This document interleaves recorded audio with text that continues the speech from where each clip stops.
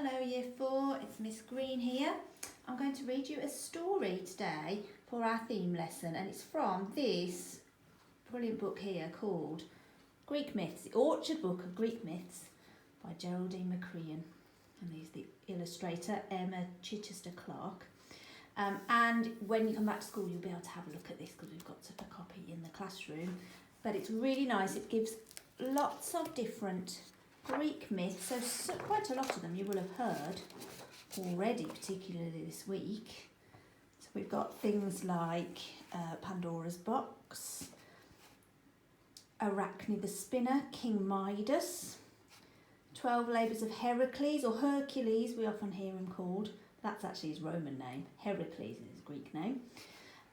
Theseus and the Minotaur, Jason the Golden Fleece, and Odysseus and his adventures. But the one we're going to read is called The Wooden Horse, and it's all about a place called Troy, which we found out a little bit about it in one of our earlier lessons when we were looking at the map of the Greek city-states. So let's have a look. Page, what do I need? The Wooden Horse, page 90. Okay.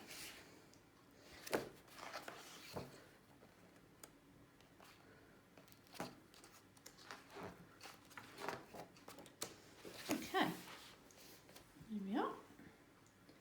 The Wooden Horse. I'll zoom in a little bit so see if you can follow it while I'm reading it. There was once a woman who hatched from an egg like a bird, but she was more beautiful than any bird who ever flew. She was called Helen, and there was not a prince, nor a duke, nor a king who did not want to win her. But she married old King Menelaus and lived in a palace on the shores of his kingdom. If only that had put an end to the hopes of all the other princes, dukes and kings. Young, handsome Paris, Prince of Troy, found Helen too beautiful to forget and wanted too much to have her for his own.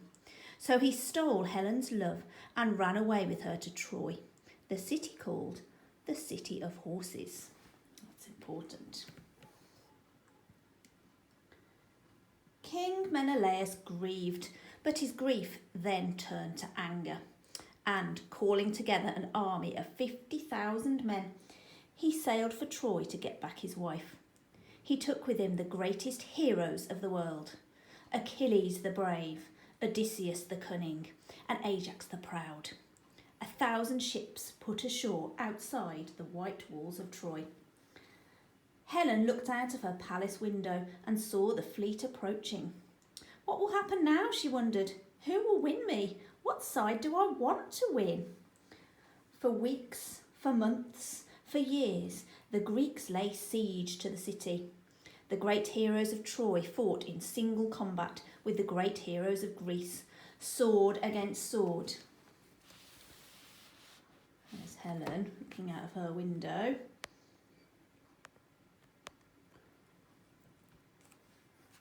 Sword against sword, chariot against chariot. But it decided nothing. After 10 years, Achilles the brave was dead. Ajax the proud lay in a grave covered with flowers, and Paris too was dead, and his lips too cold for kissing. So many good men had been killed, and those who had lived were sadder, wearier, older. Only Helen remained as lovely as ever, a precious prize locked inside Troy.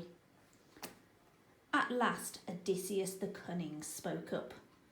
I think I know how we can get inside the city of Troy. The Greeks listened eagerly. It'll never work, said some. It's too dangerous, said others. But old King Menelaus nodded and said, Do it, Odysseus.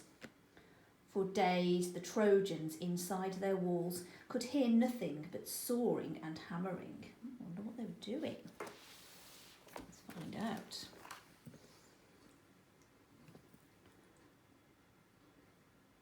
Then one morning they looked over their high walls and saw a horse, a huge wooden horse.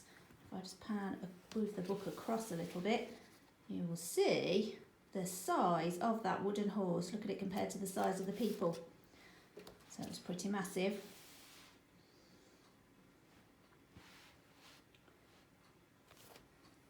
They also saw that the Greeks had packed up their tents, launched their ships and set sail. They've gone, cheered the Trojans. We've won the war. But what's this they've left behind? A horse. They crept outside to look.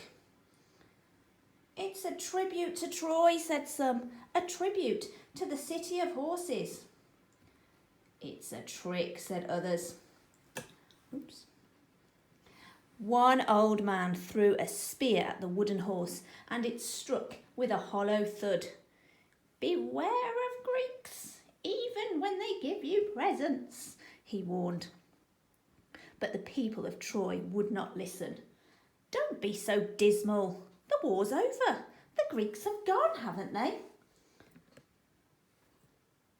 They began to celebrate, to drink wine and to dance. And they towed the huge wooden horse on long ropes in through the gates of Troy. You can see down there they are pulling in the horse.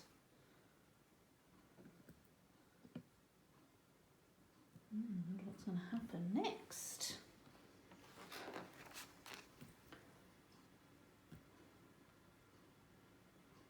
Ooh. Meanwhile, inside the horse's hollow body, a dozen Greek soldiers crouched as still as stones. There was so little room in their hiding place that they were all pressed together, knee against knee, elbow against ear. See them already squished up in there?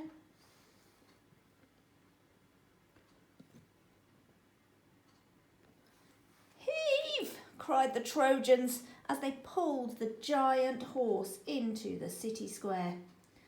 The bumpy ride jogged and bruised the men hidden inside, but they held their breath and gripped their swords tight. One sneeze and they would be found out. Helen looked out of her window and saw the horse all decorated now with flowers and ribbons. She was a Greek and knew the ways of the Greeks. And she thought to herself, what did she think to herself? This is a trick. She turned away from the window, put a finger to her lips and sat quite still, waiting.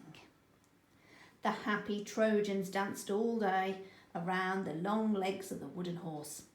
At last, weary with joy, they tottered home to sleep, and the city fell silent.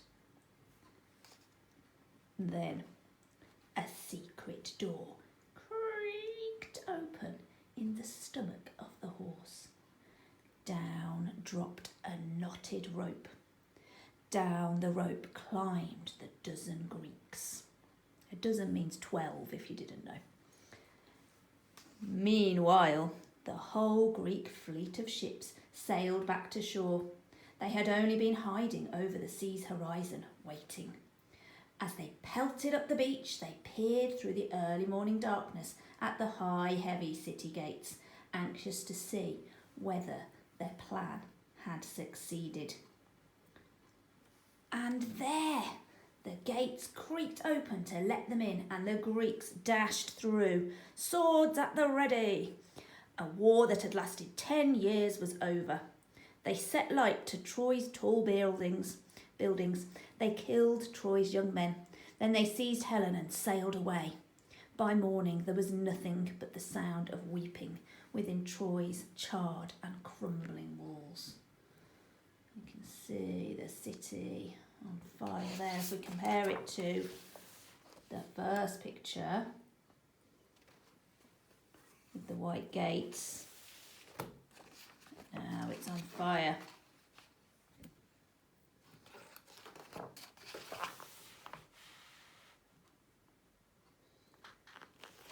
And Helen lived once more in the palace of King Menelaus, on the shores of his kingdom. If she had loved Paris once, she never said so, and never spoke his name. And she and Menelaus lived happily ever